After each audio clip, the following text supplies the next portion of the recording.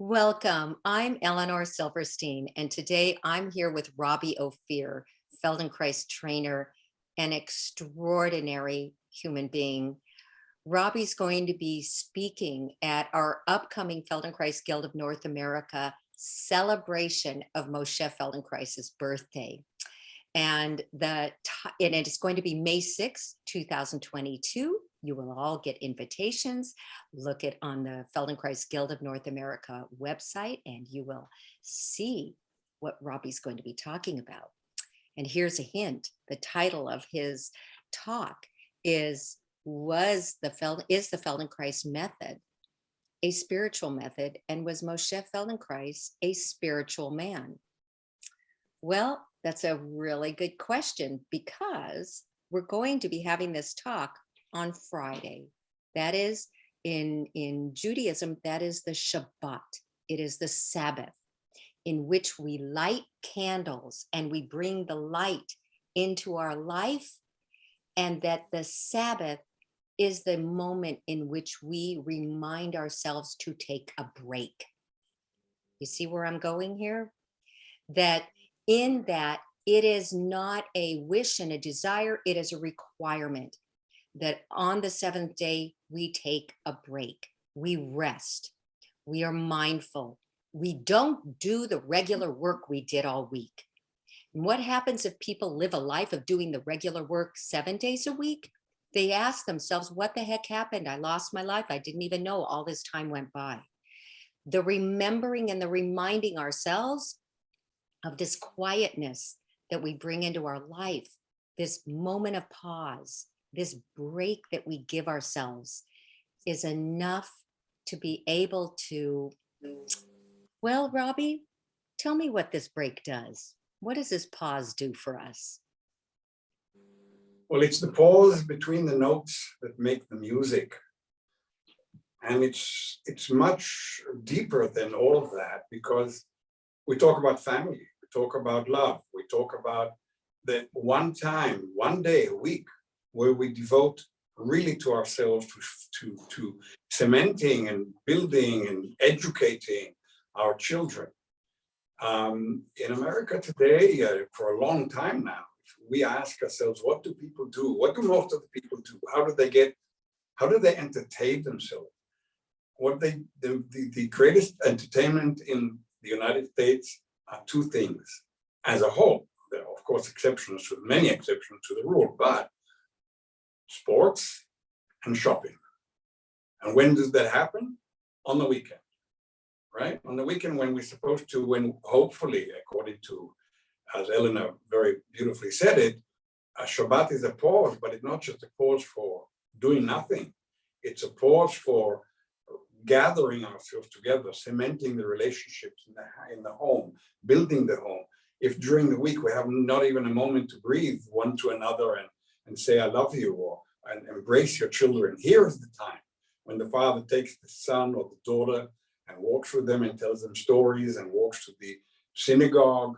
And it doesn't have to be an issue of religion or anything. It's just this is the kind of tradition that builds the structure around which the content is preserved. I mean, if I buy $1,000 bottle of champagne and I pour it into a vessel that leaks, then there's no quality either. The quality dissipates. It just seeps out. But to hold that quality, to preserve that quality, we need structure. And the structure is that Sabbath. So what does that have to do then with, is the Feldenkrais method a spiritual method? I believe that in the work that we do, whether we're doing an ATM and whether we're doing an FI, we enter into that pause, what Eleanor mentioned about the light that gets through. We enter into that aperture that allows us to sense that which is there, and where I am now. And so, I mean, every one of you, I'm sure, has had ATMs where you got up from the floor and you just felt one with the world.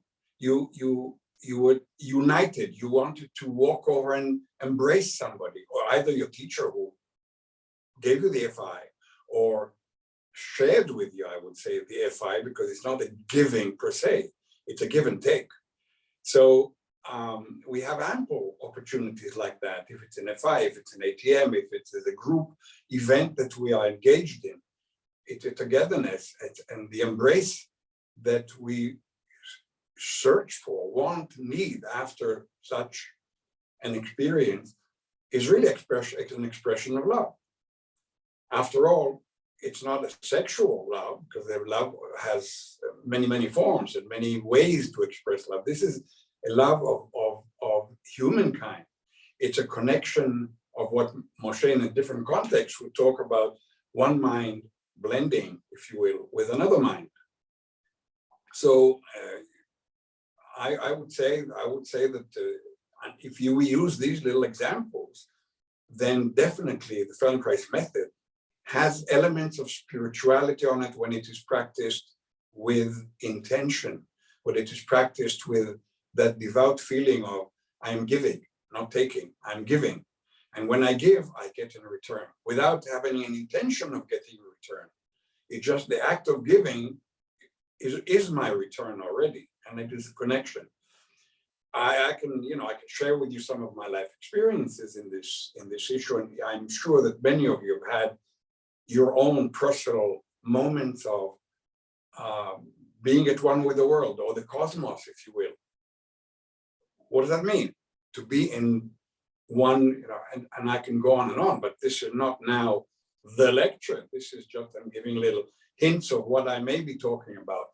And please don't, this is not a contract. I may not repeat this exactly the way I'm speaking now. I'm speaking like contemporaneously. I don't have notes or anything. I always envied Moshe the way he could go on and on and on and on and make and keep it interesting and funny, and sometimes deep, and sometimes angry, and sometimes acting angry. And so he was like a raconteur, right?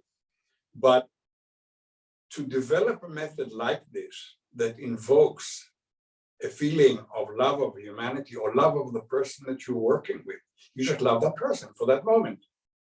It may dissipate after a while, and you may just like him or her, right? But at the moment of your work with that person, if you don't love the humanity that is embedded within that person, the chances are that it will be a good FI, but it won't be a glorious FI. There's two different things. Wow. Start now. Wow, Robbie. What is the difference between a good FI and a glorious FI? Yeah. Thank you. You're Thank more you. than welcome. I mean, so to bring this in the year 2022, I'll break into song. To bring this in the year 2022, we need this, and it's inspiring, and I think it leads to so much growth and so much awareness of the richness of what this work is about that we maybe didn't discuss in the past. So I am very appreciative that you will come and share with us. It's going to be rich. It's going to be filled with incredible insight. And maybe you will even tell us a little bit about when you worked with a very, very spiritual man when you were living in New York City, and your experience. Maybe you will, and maybe you won't. But for everybody listening to this, Robbie has the most incredible experiences. So these aren't just one and two experiences to share. So your depth and insightfulness is beyond what I can imagine for everybody to hear. So thank you. Thank you, Eleanor. We'll see you We soon. meet again. Till we meet again. Okay, wonderful. All right.